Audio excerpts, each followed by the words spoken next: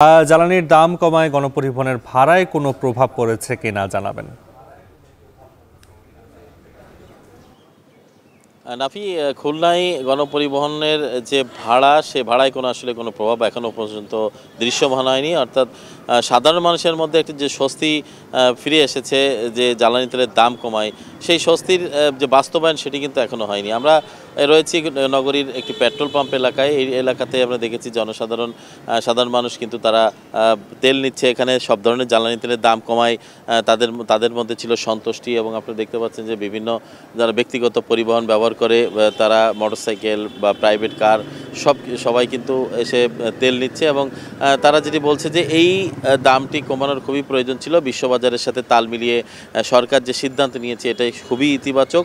এটি জনসাধারণের জন্য আসলে খুবই গুরুত্বপূর্ণ ছিল, এই কারণে যে এই তেলের উপর নির্ভর করে পরিবহন, গণপরিবহন সহ পণ্যবাহী পরিবহন সব কিছুই চলাচল করে। এবং এর সাথে কিন্তু পণ্যের মূল্যের দামও কিন্তু জড়িত রয়েছে, যে কারণে সাধারণ মানুষের যে প্রত্যাশা, সেই প্রত্যাশাটা এটি পূরণ হয়েছে। এবং পর্যায়ক্রমে বিশ্ববাজারে তেলের দাম যখন আরও কমবে, সেখানে সমন্বয় করবে সরকার, এটা সবার একটা প্রত্যাশা রয়েছে।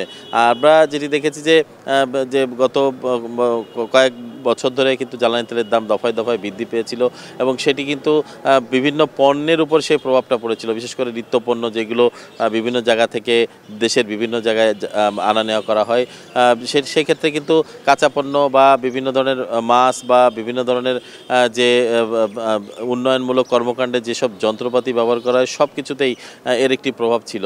তো সবাই আশা করছে যে এই জ্বালানি তেলের দাম কমায় এর যে বাস্তবায়ন যদি হয়, এর জন্য যে একটা মনিটরিং ব্যবস্থা, এটি কিন্তু দ্রুত করা প্রয়োজন। এবং সেটা সব সেক্টরে, বিশেষ করে গণপরিবহন শুধু নয়, এর বাইরে যেমন খুলনা থেকে বিভিন্ন রুটে যখন পরিবহনগুলো যাতায়াত করে, ভাড়া নিয়ে কিন্তু যাত্রীদের মাঝে একটি অসন্তোষ তৈরি হয়, এবং বাস চালকদের সাথে বা বাসের যারা কন্ট্রাক্টর বা যারা ভাড়া আদায় করে তাদের সাথে।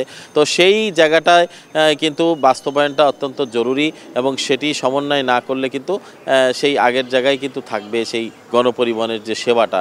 তো সব মিলিয়ে আমরা নাফি সকাল থেকে দেখেছি যে বিভিন্ন পরিবহন এখান থেকে তারা জ্বালানি তেল সংগ্রহ করছে, এবং তারা আগের থেকে কম দামে পেয়ে তারা কিন্তু সন্তুষ্ট প্রকাশ করেছে। সব মিলিয়ে ছিল আমার কাছে খুলনা থেকে জ্বালানি তেলের দাম যে কমেছে এবং তার যে প্রভাব, তার সর্বশেষ খবর।